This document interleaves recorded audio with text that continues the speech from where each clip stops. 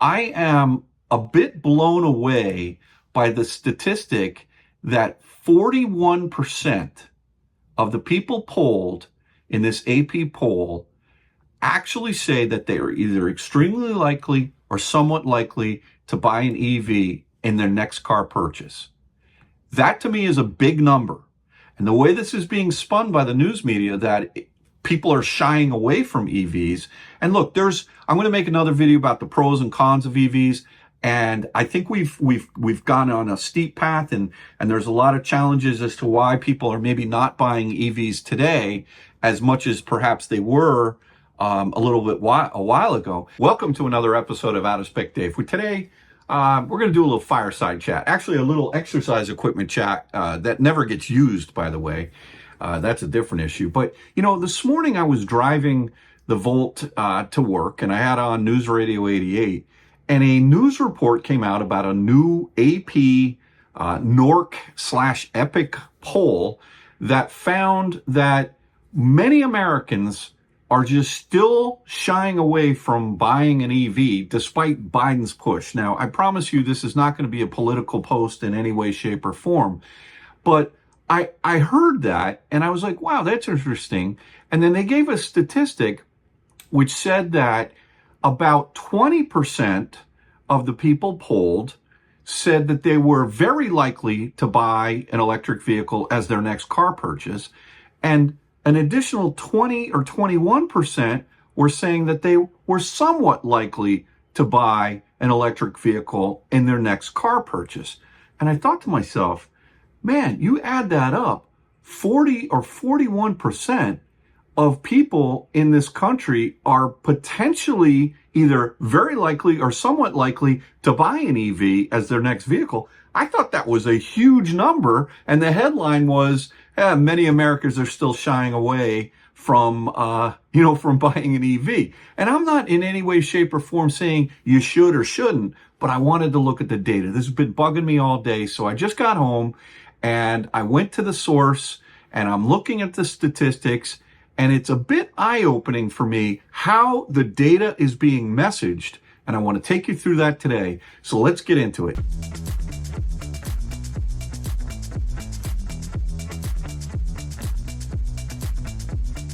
This AP poll said that many Americans, they're just not buying EVs, or their next car purchase, they're not going to buy an EV.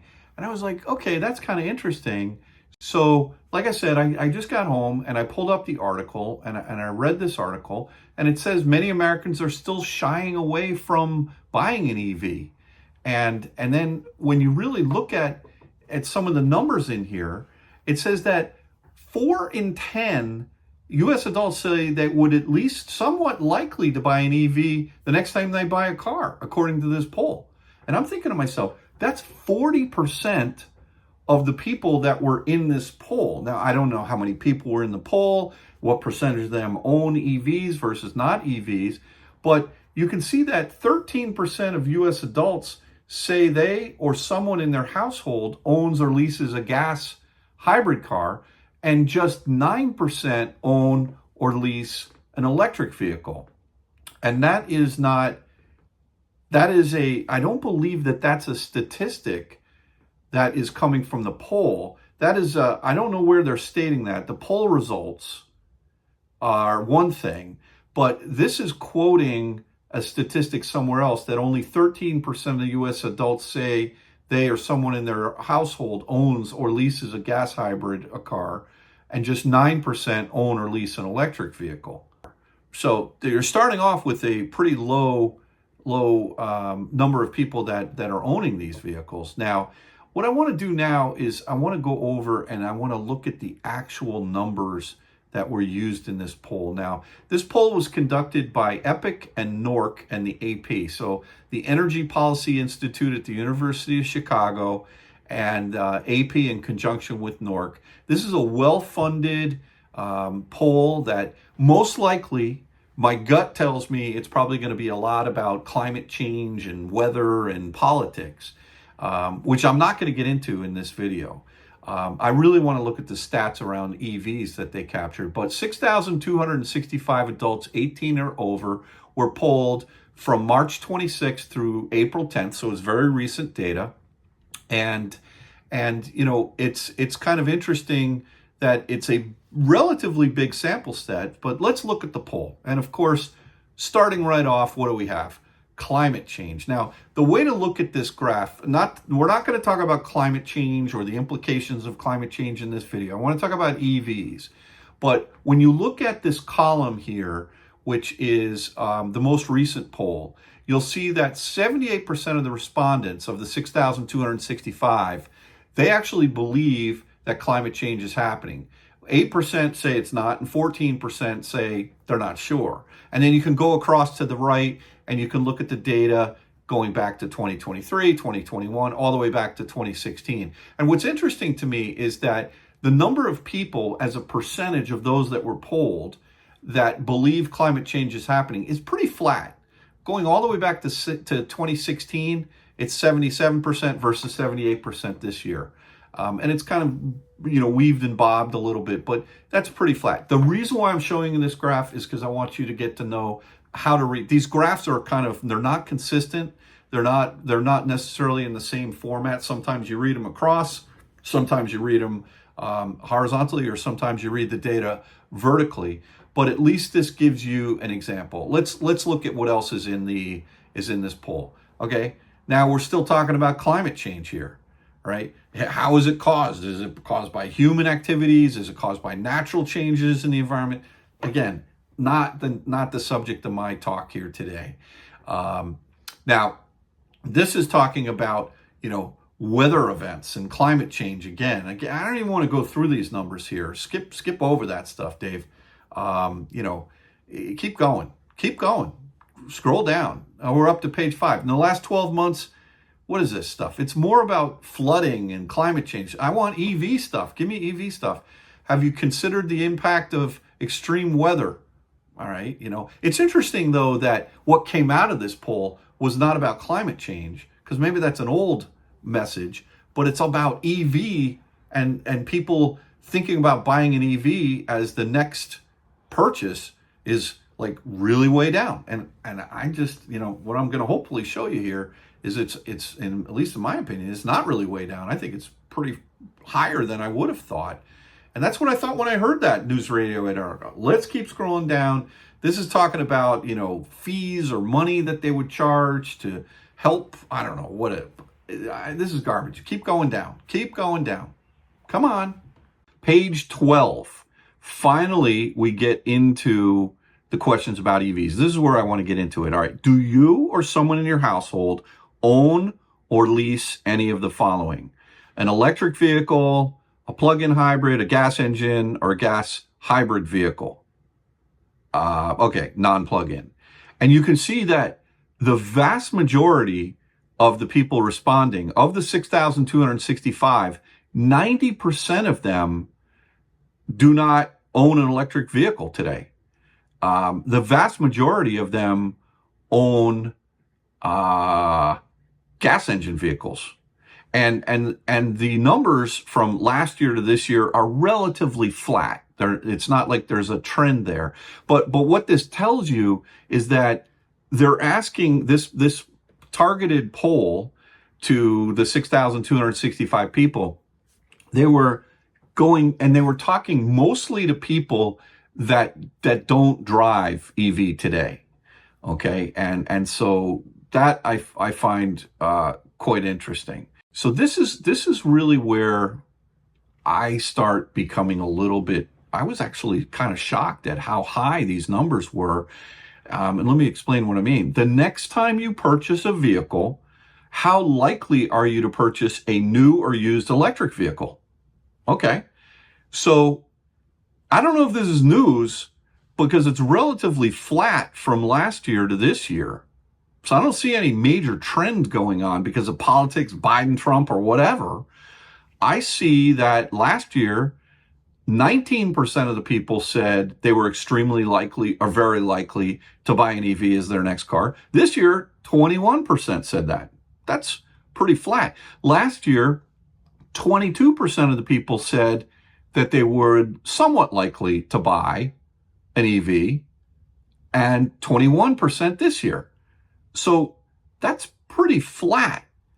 But what it tells me is that a full 42% this year, and if last year it was 41%, so 42% of the people polled this year, who 90% of them don't own an electric vehicle, have said that they are either very likely or somewhat likely to buy an electric vehicle as their next vehicle. And to me, that's a huge number. And I'm pretty sure that the statistic is that 9%, I'm going to see if I can find this statistic, but 9% of the vehicles on the road today at the highest are EVs. But yet 40% are either very likely or somewhat likely as the next purchase. Wow. To me, the spin on that News Radio 88 article this morning and that AP Press saying, what does it say again here? Let me see this here. Many Americans are still shying away. Yes, they're still shying away. A full 60% are still shying away. But we're not going to go from gas engine to EV overnight. If you go from 9% to even 30% or 20% in the next buying cycle of a person, that is a huge adoption rate, in my opinion. You guys comment below. I'm just talking pure like supply and demand here. I mean, that's pretty crazy. Now, this was interesting to me in the numbers here as well. Is each of the following a major reason, a minor reason, or a reason you would purchase an electric vehicle, or not a reason you would purchase an electric vehicle? And the way you can read this one is a little bit different. It's horizontally going across. Save money on gas. That's a major reason, a minor reason, or not a reason, right? And you can see that it's gone down. Major reason from last year to this year, from 46% to 41%. That's kind of interesting. To keep up with the latest trends, relatively flat. To get a tax break is relatively flat. To save money on vehicle maintenance is relatively flat. To reduce your personal impact on climate change, relatively flat. Again, last year to this year. Owning an electric vehicle aligns with your personal values, spot on, flat. Nothing's really changing there. So the thing that is, people are saying to save money on gas, if anything, that isn't really a major reason. So I'm not really sure what you deduce out of this data here, but, it seems like people are figuring out if they want to drive an electric vehicle for the same reasons every year. And that's not really changing very much. This next question's interesting here. Is each of the following a major reason, minor reason, or not a reason you would not purchase an electric vehicle? This is interesting. The cost of a new electric vehicle is too high. A full 60%, call it flat. They're saying, yeah, they're still too expensive. Not enough choices. I mean, if anything, we got way more choices this year than we've ever had, right? I mean, and there's a lot going on. There's a lot of rumblings about the Chinese building their electric vehicles, and are they going to be coming into the United States? And there's a lot of, you'll see this in the numbers here in a moment, about the animosity about, at least for this polling of 6,235 people, dead set against buying a Chinese car, but many of them they're using iPhones every single day that are made in China. So I don't know. I'm not really sure how to rationalize that. But that's kind of interesting. 40% of the people, kind of flat, just prefer a gas engine car. Nothing wrong with that. You know what? Gas engine cars are great. There's so many pros to not going electric, pros to staying gas. It's just easier to fuel up. You don't have to think about it, right? But, a lot of people, once they drive an electric vehicle, they drive better, and maybe they've got some other reasons why they're interested in driving electric. Who knows what their rationalizations are. It takes too long to charge. 38% of the people, say major reason, and when you add up the minor reason, it's high percentage. It's almost 80% here, or call it 74% this year. Are saying it's not a reason, whereas a lot of them are saying it just takes too long to charge. I think a lot of people confuse like DC fast charging when you're on a road trip. Oh, that takes so long. It takes 45 minutes to charge. But yet, if you're just drawing a tether from your level 2 in your garage and you go 200 miles, pretty much any electric vehicle today go 200 miles. I never go to the gas station anymore, ever. But I call them air stations or Slim Jim stations. But so it saves me time because I come home and I plug in. In my Model X, my wife, she's using that every day, driving about 40 miles a day. She's charging maybe twice a week with the weekends. That's it. But she's not going to the gas station. Or I should say, she's not asking me to go to the gas station at 9 o'clock at night. Honey, I'm low on gas. Can you go get me gas? No, we just plug in and it's so much easier. But, taking too long to charge is something that clearly falls under the camp of road tripping. And I get that. It definitely does. You have to think about it more. Owning an electric vehicle does not align with your personal values. Okay. I mean, 59% of the people are saying that's not really a factor. So I don't know how much of it's personal values or whatever. I mean, when you go play golf and you're going to ride in a golf cart, do you get upset if it's an electric golf cart versus a gas golf cart? Or you just go play golf? I don't really think about it, right? Give me the golf cart, unless I'm going to walk, which I used to do, but I don't do that anymore. If you don't know of any charging stations nearby, that's an education thing, right? A full 67% of the people responded that that's a major or minor factor. They just don't know where to charge, right? Or even maybe how to charge. And then this is pretty amazing. The range on electric vehicles is not enough.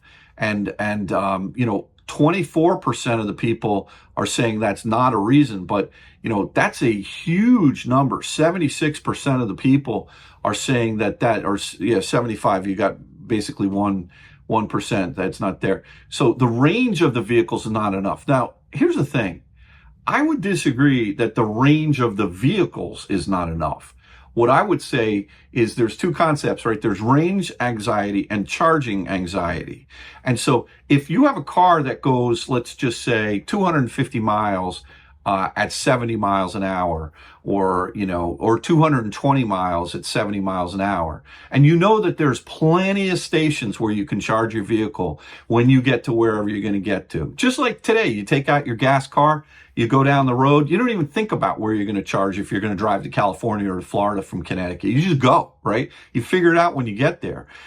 You do have to think a little bit more with chargers. However, as more and more manufacturers are moving over to support the North America charging standard, the Tesla charging standard, of which Rivian and Ford already support today, that is going to become less and less of an issue, that you'll find that the infrastructure is there for you when you're road tripping, when you're not just doing your daily commuting, because daily commuting is easy. That's a piece of cake.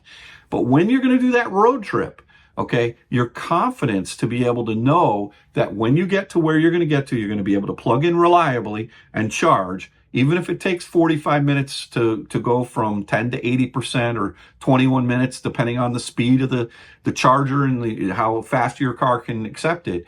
I think if people really think about range, 250 miles is plenty of range, as long as you know that when you get to a charging station that there will be one there and it will work for you reliably. But that's a whole different video there. And then this last piece is talking about economic incentives to purchase an electric vehicle, to be eligible for a full credit EV tax credit. The batteries have to be made in the United States, and also the cars as well. And there's a lot of rules that go into this. And this talks about do you strongly support it or not support it? And what I would say is this is a bit of a confusing issue right now, even for me, just to keep track. Like, think about the Model 3, right? The Model 3 Performance, which has a Panasonic 2170 battery pack in it that's manufactured, I believe, in Reno or, outside of Reno, Nevada at the Gigafactory. That car qualifies for a $7,500 federal tax credit, assuming you do from a personal standpoint, from an adjusted gross income standpoint. But yet the long range, which has the LG battery pack in it, and the short range or the rear wheel drive that has the lithium iron phosphate battery, the LFP battery, that's made by any number of manufacturers in China. Both those batteries, they don't qualify, so the car doesn't qualify. And it's like, wait a minute, does a Model 3 qualify for a federal tax credit or not? Well, it depends. Which one is it? Do you know that you can buy a Model 3 Performance, assuming you qualify for the tax credit, cheaper than a long range today? I mean, that's a no-brainer if you're in the market for a Model 3. So, look, just to kind of wrap this up and put a bow tie on it, I am a bit blown away by the statistic that 41% of the people polled in this AP poll actually say that they are either extremely likely or somewhat likely to buy an EV in their next car purchase. That to me is a big number. And the way this is being spun by the news media, that people are shying away from EVs. And look, I'm going to make another video about the pros and cons of EVs. And I think we've gone on a steep path, and there's a lot of challenges as to why people are maybe not buying EVs today as much as perhaps they were a while ago. I mean, EVs are expensive. The average price is well over $55,000 still in the United States, even after tax credits. It's just a confusing space. But the message I wanted to convey to you today is that I think this poll is eye-opening, and 40% plus are either somewhat likely to buy or extremely likely to buy an EV. That's a big number, my friends. I was a little surprised at that article. I'm glad I looked at the numbers. I'd like to hear what you think about this poll, and share your thoughts in the comments below. Again, I'm not advocating that you go out and buy an EV. I'm just trying to take the pulse as to what's going on here. And I thought this was an interesting message that is that this poll actually came back with that number of 41%. That's a big number, folks. It's going to take time for this transition to happen, and there'll be ups and downs in terms of, it's not going to just be a linear growth curve. But anyway, hopefully you enjoyed this video. I found it to be interesting looking at the statistics and the numbers. We'll catch you on the next one. Take care. Thanks again for watching another episode of Out of Spec Dave. Have a good one. Bye-bye.